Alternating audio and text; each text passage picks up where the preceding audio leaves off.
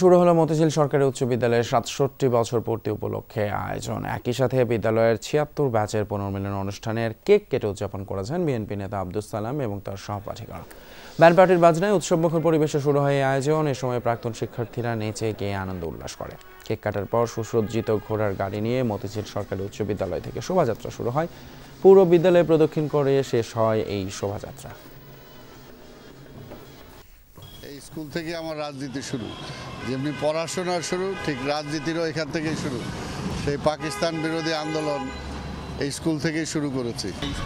এই স্কুলে আমাদের ডক্টর মঈন খান আমাদের স্কুলের, আমাদের মির্জা আব্বাস সাহেব আমাদের স্কুলের, এর আগে সাবেক মন্ত্রী ছিল হাইবুর রহমান সাহেব, উনি আমাদের স্কুলে।